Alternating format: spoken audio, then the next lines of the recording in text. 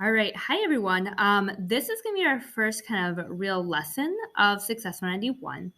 And one thing that we really want to get across and really want to focus on for the first unit of this lesson, which is really just kind of an introductory unit, is really focusing on identity. And this is going to come up time and time again throughout this course. And the big question is really what makes us who we are? And so we're going to focus on that for a little bit today. And you're going to do a little activity where you really start to think a little bit about your own identity. And throughout the course, we're really going to think about our identity many times as we take a look at our cultural identity, as we take a look at our interests, and we take a little look at how do, who we are, how does who we are potentially lead us to thinking a little bit about future planning. And so it's going to come up time and time again. So I want to make sure that you understand that this is going to be kind of a common theme. So today we're going to focus on the concept of personal and social identities and how those are all part of who we are, but also how they can be different. And sometimes there can be some contrast or there can be some differences between the way in which we view ourselves versus other people. So we're going to start by making sure that we understand what those terms are. So we're going to say there's kind of two major different types of identity. And the first one is our social identity. And this is the type of identity that affects how we interact with other people and how other people interact with us. So social identity is about interaction. Okay? It's not just about you, but it's about how you either present to the world or how the world sees you. And so I want you to think for a minute about some examples of social identity. So what types of ways what kind of things about you influence how you interact with other people and also how other people interact with you? So take a second to think.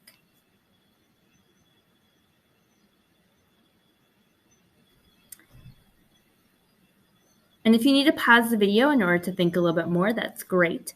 But I'm just going to continue on. So some examples, and this is not the entire list, but some examples of social identity would be things like your age. So when you interact with other people, people can visibly see kind of your age, right? And that creates different interactions, whether you're young or old, that creates interactions. That's a social identity aspect. Your gender or your race could also very much influence how you interact with other people and how other people interact with you.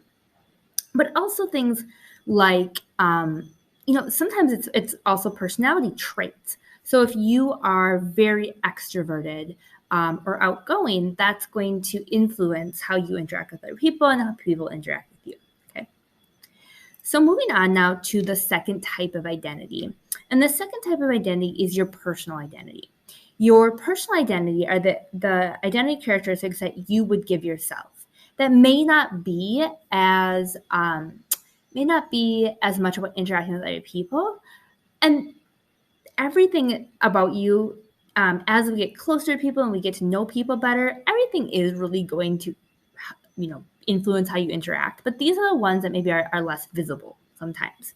So think a little bit about what these may be. And these are types of things like behaviors, maybe behaviors that aren't quite as visible on the outside. Other types of traits that you have, if you're really meticulous, if you're really messy, but also your values and your belief systems. So maybe you have really strong religious beliefs, or maybe you don't have really strong religious beliefs. That's also part of your identity. Maybe you have really strong political beliefs, or maybe you don't. That's also going to be part of your identity. So these are more examples of that personal identity.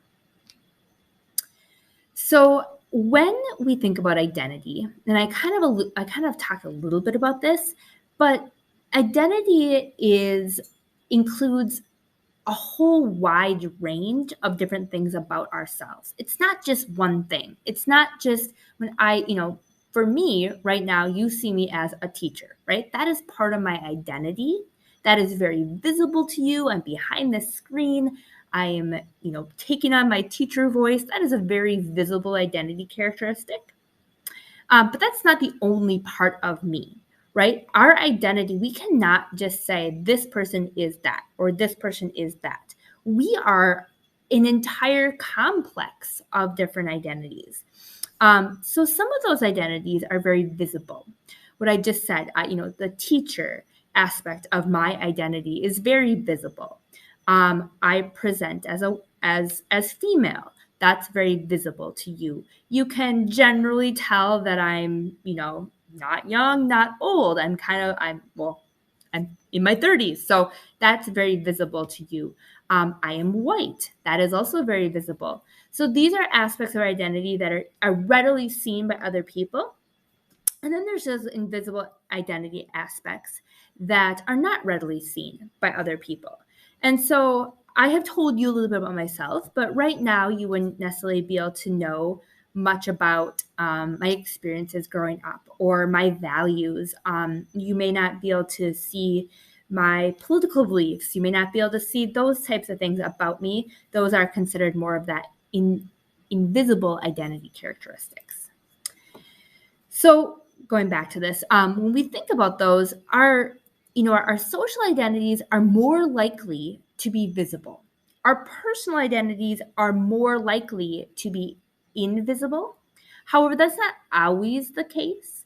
There are aspects of our social identity that may not necessarily be visible right away, but they still help. They still influence how we interact with other people.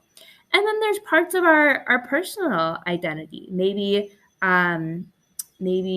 it's my religious beliefs that are part of a person's personal identity, but also do influence how they interact with other people. So it's not entirely separate, but in general, the personal identity is going to be more visible. What do people see on the outside, and how does that impact how people see you?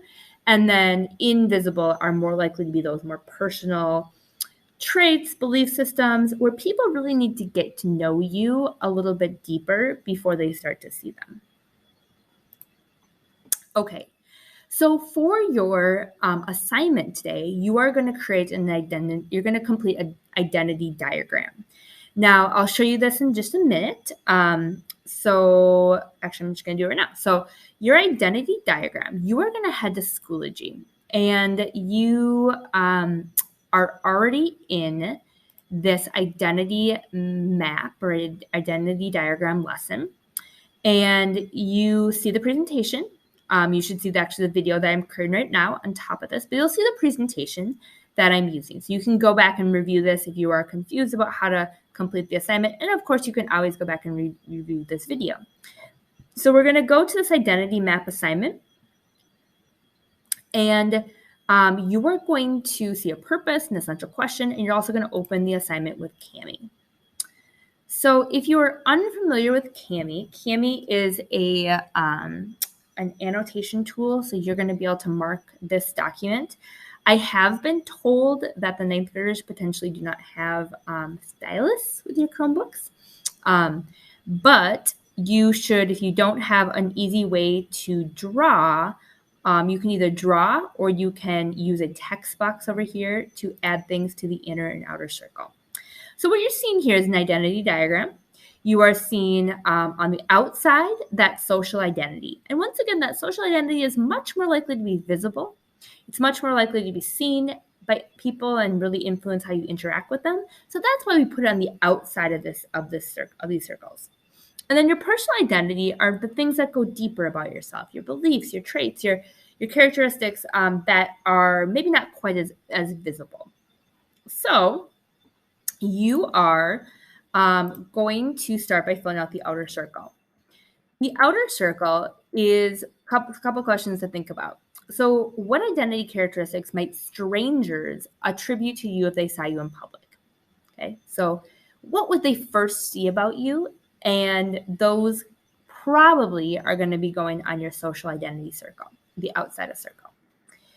What other social identities might you add that may not be as visible to strangers, but still affect how you interact socially? So, like I said, it may not necessarily be everything, it may not be, it may include things about your appearance, but it may not necessarily just be about your appearance, that social identity. So you can include those on the outside circle as well. So on the inner circle, you want to think about how would you describe who you are, okay? Remember these are things based on your values, beliefs, personality traits, behaviors, etc., and they may not be as visible to other people. And then after this, I am going to ask you to complete a discussion post. So you're going to complete the diagram. You're going to turn the diagram in. And then there's a final question discussion post that will show up on School, that will be in that Schoology folder, where you'll be asking, you'll be answering these questions. Okay, so you're going to complete the folder by completing the discussion post. All right. Once again, please email me if you have any questions. I am going to show you a short, give you a quick example here. So if I were going to fill this out, social identity aspects about myself would be teacher, especially in this situation right now. It might be a social identity aspect would be that I am female, that I am, I don't know if it's middle-aged, but I guess so. I'm 38, so no, I'm 37. What am I talking about? Middle age or young middle age. I might include my race. I am white. It's going to definitely impact how others see me and how they interact with me.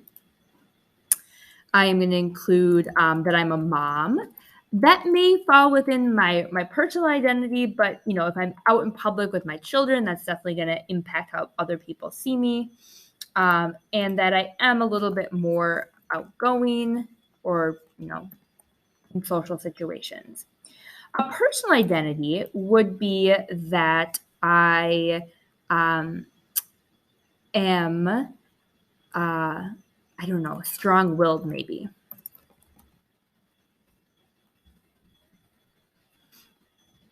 Personal identity piece of me would be that I am determined and will be goal-oriented.